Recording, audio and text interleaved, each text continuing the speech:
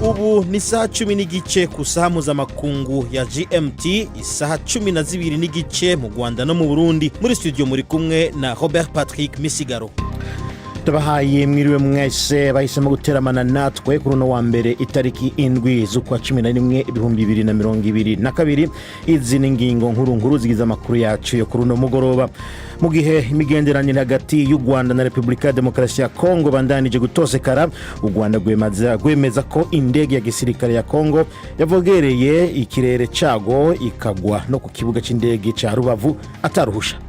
Nta kimudirevu bamubwiye, nta cyavuganye nabo, indege yahaguye irongera iragenda. Aho bitakozwe no kumenyesha leta ya Kongo, guverinoma ya Kongo iki gikorwa yakimenyeshejwe kandi irakendera. Kanyagaze rero leta ya Kongo nayo yasohoye itangazo aho yemeza ko indege yayo yashitse ku kirere cy'u Rwanda itabigambiriye. BBC yamenye ko abana bashika hafi 2500 bari bageramiwe n'ubugwayi buvuye ku gufungura nabi bapfuye mu mwaka uheze mu ntara ya Tigray muri Ethiopia, igihe intambara yo hagati mu gihugu yabica bigacika. Muri ano makuru kandi turaza no kwihweza niba hari cizere yuko amasezerano y'amahoro aruka gushikwa ko muri ico gihugu azorama. Tubafitiye n'ikiganiro c'inkino. Ano makuru ahagarikiwe na Prudence Ngiyumva.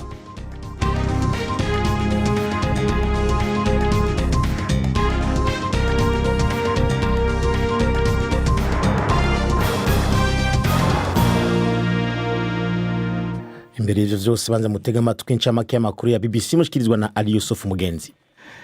Umunyabanga mukuru w'umuryango w'abibumbye Antonio Guterres yaburiye abayobozi b'ibihugu na za guverinoma bagera ku 100 bahuriye mu nama yibanda ku kibazo cy'imihindagurikire y'ikirere COP27 ko isi iri mu nzira igana mu byago bidafite iherezo mu bijyanye n'ihindagurika ry'ikirere kandi umuvuduko urimo kwiyongera.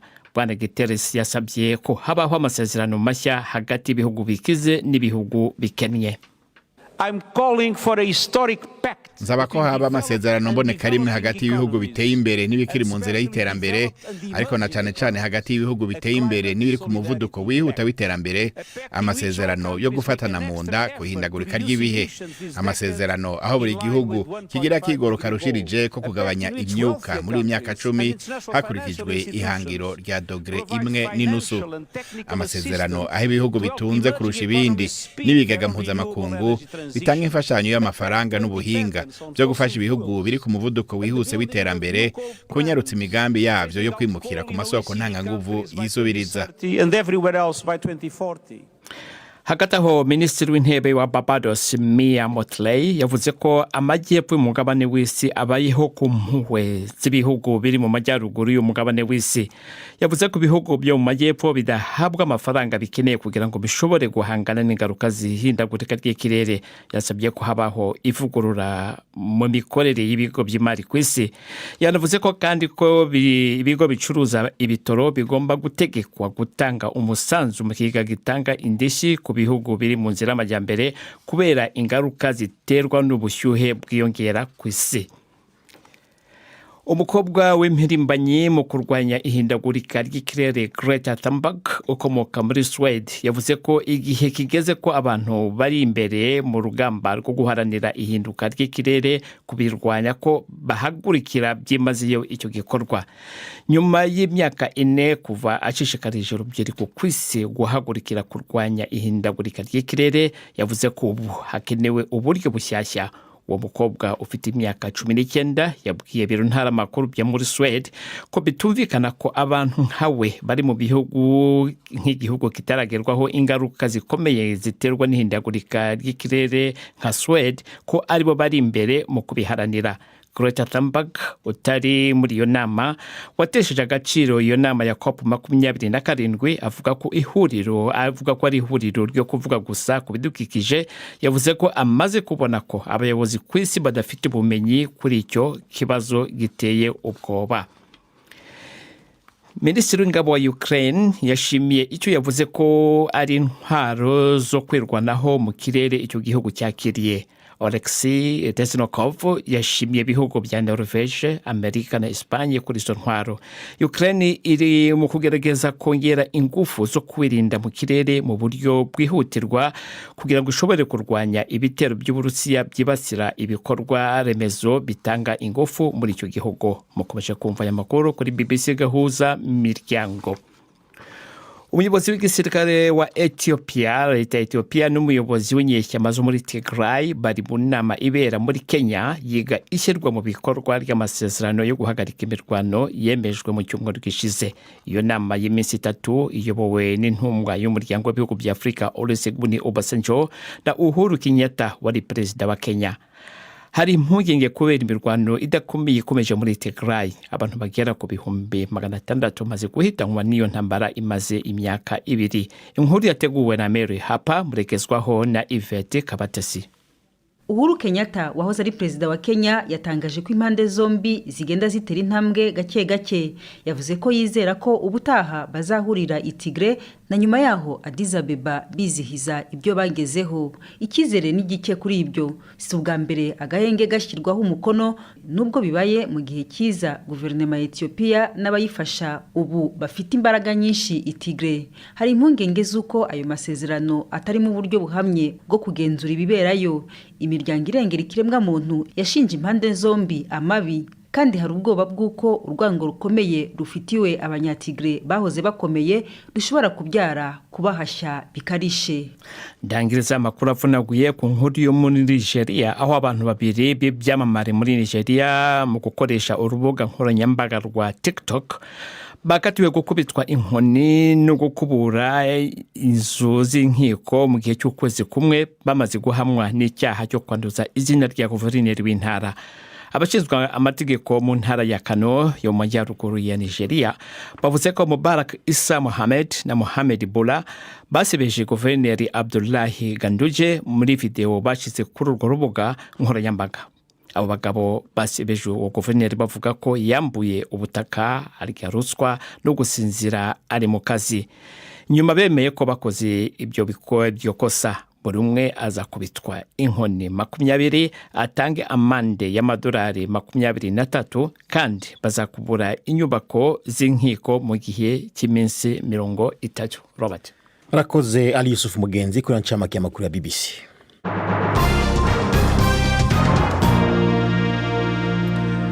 Ndasubiye kubaha mwiriwe. Duhere mu karere. Leta y'u Rwanda yasohoye itangazo aho yemeza ko indege y'ingwano y'igihugu cya Repubulika ya Demokarasi ya Kongo yo mu bwoko bwa Sukhoi 25 yavogereye ikirere cy'u Rwanda mu gitondo cy'uno munsi, eka mbere ikanagwa ku kibuga c'indege ca Rubavu mu burengero bw'igihugu ikaza gusubira muri Kongo.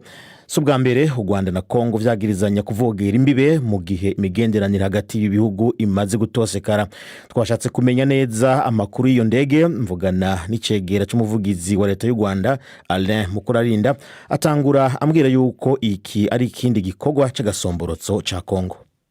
Ni ibikorwa byo kwiyenza kuko bikomeje mu ntangiriro z'uyu mwaka. Habaye ibikorwa byo kurasa ku Rwanda nyiranyishuri 2 cyangwa 3. Abanyarwanda baramenyeshejwe, hari ababikomerekeyemo, hari ibikorwa byahasenyikiye, hari ibikorwa byo kwiyenza, abanyarwanda bahohoterwa muri Kongo, cyangwa se abakongomani bavuga ikinyarwanda bakabizizwa, cyangwa se n'undi muntu wari wese bavuga ngo afite isura y'u Rwanda y'abanyarwanda nawe agahohoterwa.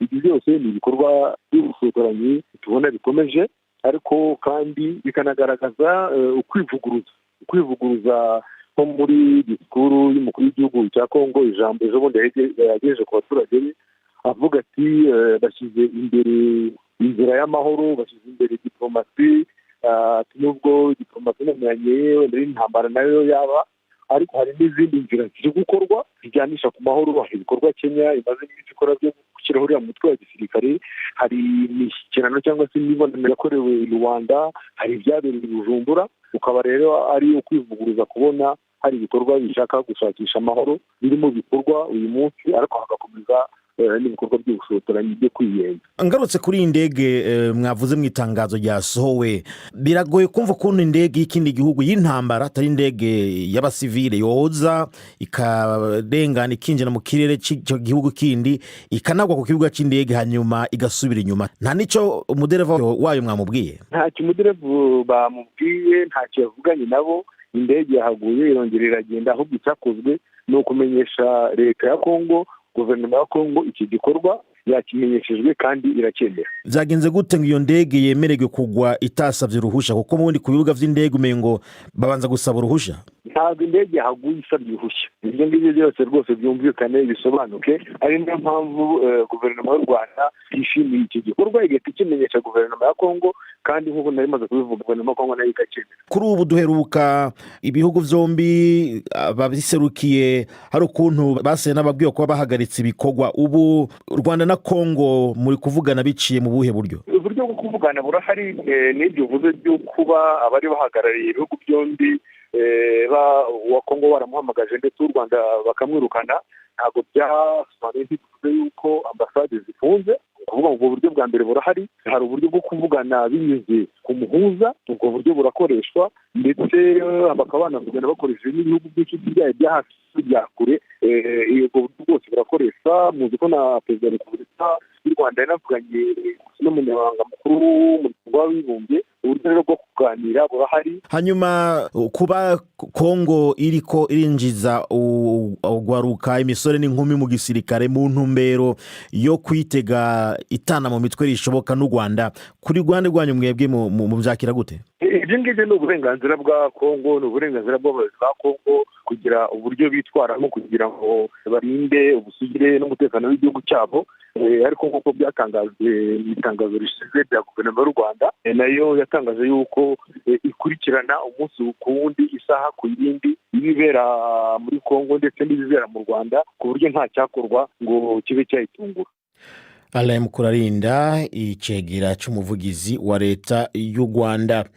Hagati aho rero leta ya Kongo mu kanya gaheze yasohoye nayo itangazo aho yemeza ko indege yayo yo mu bwoko Sukhoi 25 atabigwanisha yari yitwaje yashitse mu kirere cy'u Rwanda itabifitiye intumbero igihe yari mu gikorwa cyo gukusanya amakuru. Iryo tangazo ribandanye rivuga yuko mu gihe Kongo ihagaze cyane ku bwigenge bw'ubutaka bwayo ngo ari nako idashobora kubangamira ubw'ikindi gihugu. Tuandanirize muri Ethiopia. BBC yamenye yuko abana bashika hafi 2500 bari bageramiwe n'ubugwayi buvuye ku gufungura nabi bapfuye mu mwaka uheze mu ntara ya Tigray muri Ethiopia nyene, igihe intambara yo hagati mu gihugu yabica bigacika. Leta ya Ethiopia imaze hafi imyaka 2 ihuza ubwayi n'abasirikare b'iyo ntara bapfa ubutegetsi. Ubu bikagaragara yuko iriko iratsinda ku rugamba nyuma yo kwigarurira umuji mukuru wa Shire hamwe n'iyindi miji ibiri mitoyi. Amashirahamwe y'abagira neza avuga yuko iyo ntambara yateje amahano akomeye ku banyagihugu, abashika ibihumbi baricwa nayo abarenge miliyoni 2 bateshwa izabo. Abanyagihugu abanyamakuru nako ntibemerewe kuja i Tigray, ariko umunyamakuru wa BBC araba ibijanye na Afrika korera i Nairobi Catherine Byaruhanga yaregeranije ubuhamya adutegurira inkuru ikurikira mushikirizwa na Prudence Ngiyumva.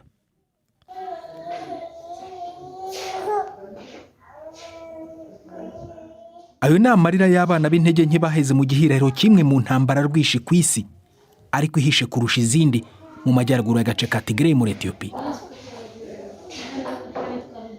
Birasa n'ibidashoboka kumenya ibintu bibera hano. Imirongo ya interinete na telefone bisa n'ibyakaswe burundu, mu gihe inzira z'umuhanda no mu kirere zigenzurwa bikomeye na guverinoma y'igihugu.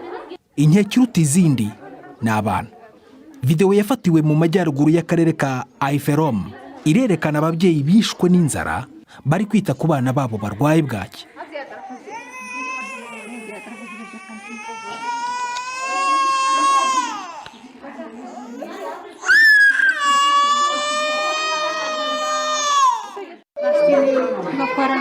Nakundaga kugaburira umuhungu wanjye muceri, amakaroni kandi yakuraga neza, ariko ubu nta bihari. Amashereka yanjye yarakamye, njya rimwe ku munsi kandi nabwo iyo bibonetse.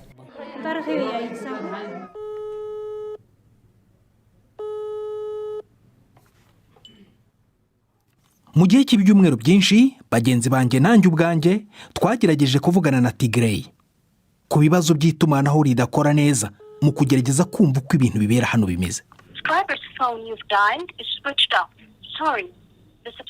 Imibare yakusanyijwe n'abakozi bo mu rwego rw'ubuzima yerekana abana babarirwa mu bihumbi bazingamye ku buryo bukomeye bagapfa kuva intambara yatangira.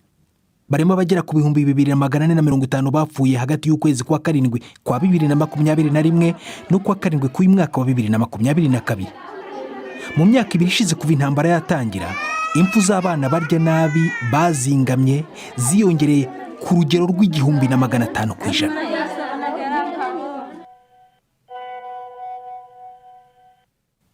Tubonye amashusho y'incamugongo kuri WhatsApp y'abana bazingamye, baragaragara nk'abananiwe, amagufa yanamye mu mubiri w'iminkanyari n'amaso yahondobereye akanuye cyane. Umwe muri abo bana ni uruhinja Surafili Mirege. Kugira ngo wumve uburemere bw'iki kibazo, igihe mperuka gukora inkuru ku buzima bwe muri uyu mwaka yari afite amezi 3 kandi yapimaga ibiro biri munsi y'ibyo yapimaga avuka. Abaganga bambwira ko yapfuye nyuma y'igihe gito.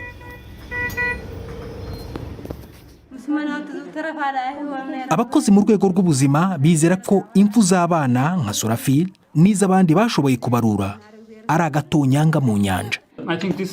Nibaza ko ivyo bitigiri biri munsi cyane y'igitigiri cy'ukuri, ntibyegereza na gato igitigiri cy'ukuri. Ivyo ntibyavuye mu bigo bijejwe amagara byonyene, ntibirimwo ibibera mu mihana. Rero ako n'agace gato k'ukuri. Icyegeranyo cya Loni cyavuze ko ibiryo bisanzwe bikoreshwa by'ubutabazi mu kuvura abana bazingamye bikomeye byari byitezwe gushira mu kwezi gushize. Abaganga n'abakora mu miryango itanga ubufasha batubwiye ko ari ibintu by'agahomamunwa. Umuforomokazi ku bitaro bya Eider mu karere ka Mekere yambwiye ko abantu babayeho mu bwoba. Duhora twibaza tutese za ndege zitagira dereva zizaza ryari. Ese nzasanga abana banjye bakiriho? Biragoye cyane kudafatwa nk'ikiremwa muntu.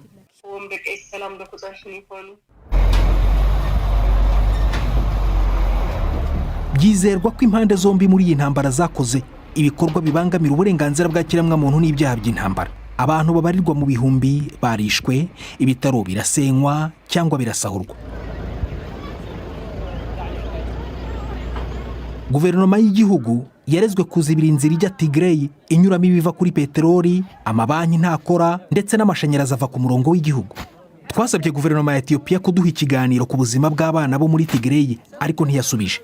Mu bihe byashize ariko abategetsi bavuze ko batazibye nkana inzira zijya muri Tigray. Intambara yo muri Ethiopia n'akababaro k'abana bayo bisa n'ibyibagiranye, cyane cyane mu gihe isi hugiye ku ntambara yo muri Ukraine. Ariko iyo muri Ethiopia yabaye nabi kurusha mbere, isiga abantu babarirwa muri za miliyoni bagotewe mu kangaratete k'ibibazo biteye ubwoba ku buzima bwa muntu.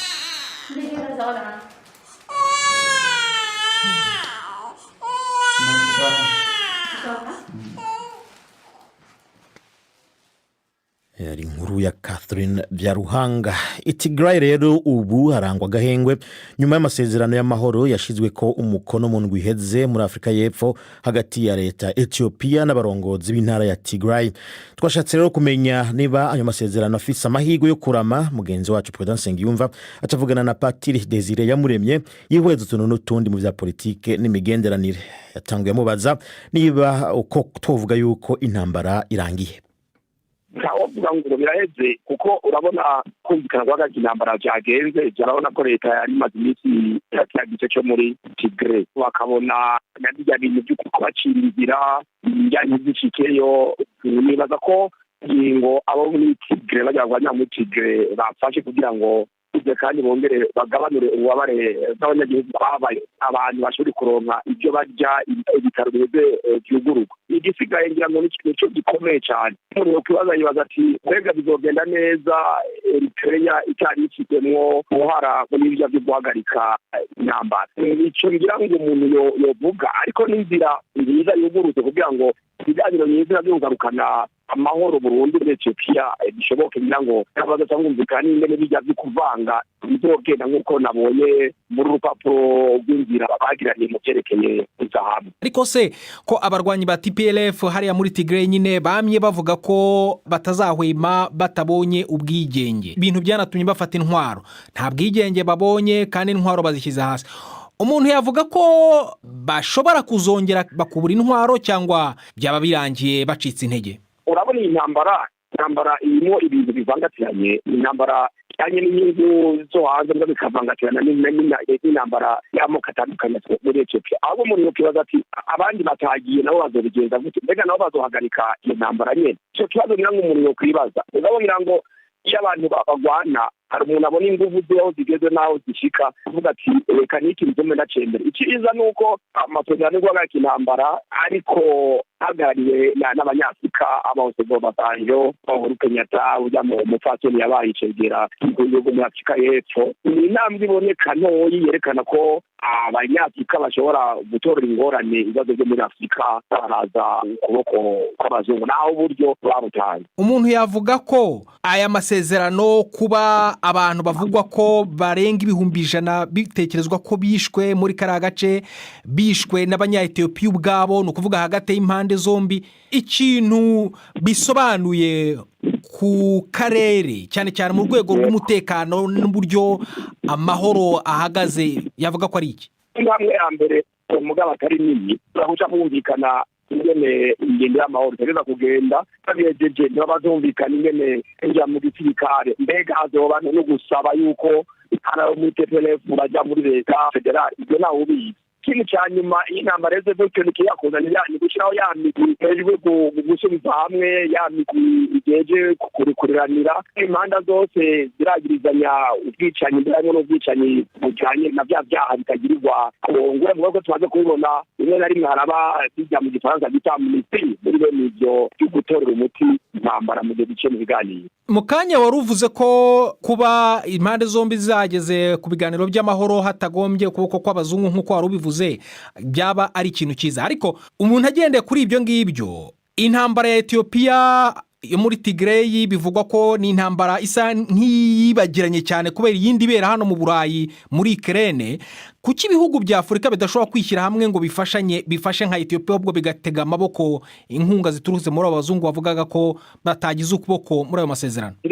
Ari ngorane mugabo nakure igituma ya masezerano abonetse maso yose ahanza makungu ijya ntambara kuburyo nibaza ko abantu bari bafashe mu mugongo aba Ethiopia ba Tigray bamaze guhesha mu kubaha arozi kugwana kuko buya nabo ubuzo bariko badishya ku ntambara hagati y'Uburusiya na Ukraine. Abanyafrika bari bakwiye gufatira kugira ngo bakine umukino nyawo wo kwerekana yuko bari gufata mu minwe ibibazo byabo bya Afurika.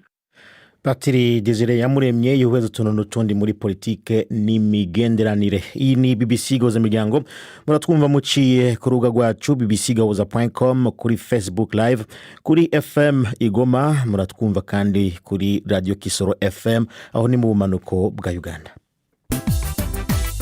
BBC Gahuza Miryango Igoma ni kuri FM 93 n'ibice 8. Ubu naho n'umwanya w'ikiganiro c'inkino mwateguriwe na Yves Bucana.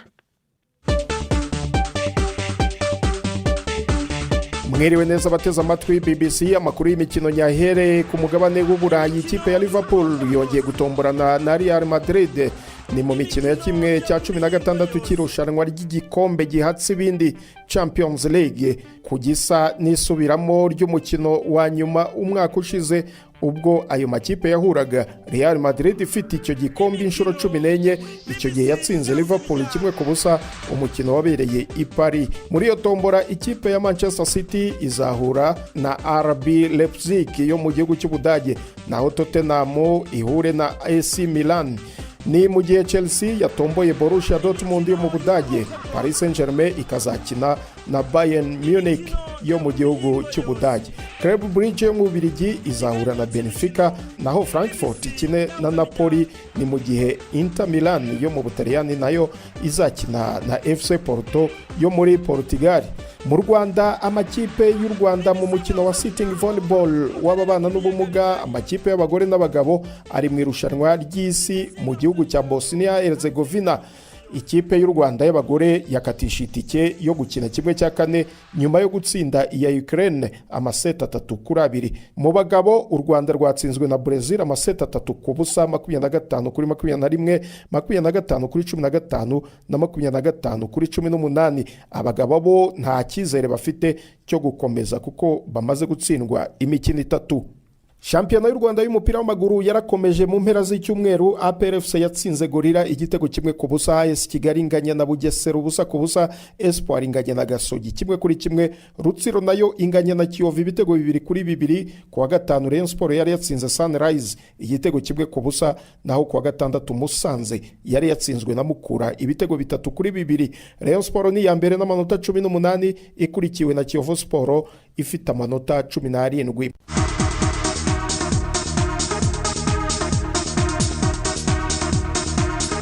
Igihugu cy'Ubwongereza, ikipe ya Arsenal yagarutse ku mwanya wa mbere wa shampiyona y'umupira w'amaguru muri icyo gihugu imaze gutsinda Chelsea igitego 1-0 ku munsi w'ejo ku kibuga cya Stamford Bridge. Ku ruhande rwa Chelsea, umukinnyi Pierre-Emerick Aubameyang wahoze ari kapiteni wa Arsenal yananiwe kugira icyo yahindura muri uwo mukino. Umutoza wa Chelsea Graham Potter yatangaje ko ikipe ye yitakarije icyizere muri uwo mukino wa Arsenal.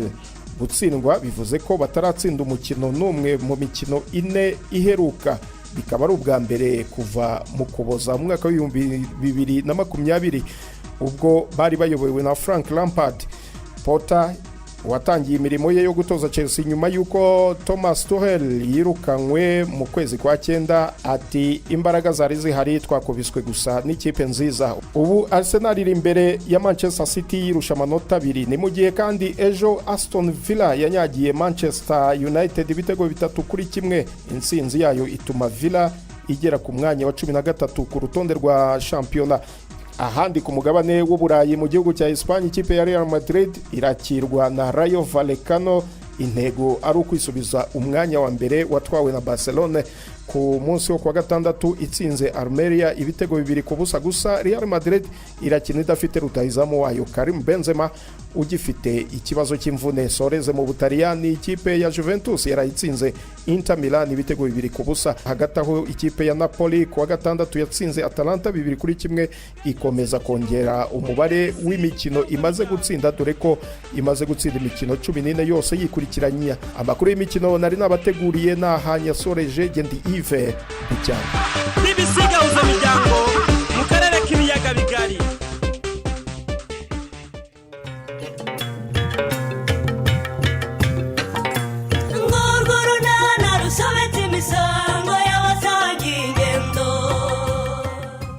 Mu kiganiro nacyo kuri wa kabiri twabateguriye, nyamara uburangare bwawe buzagukoraho na di kubona uvana udashyizemo umuriro muri telefone bigatuma umuntu akubura ngo kwishyura amafaranga yawe.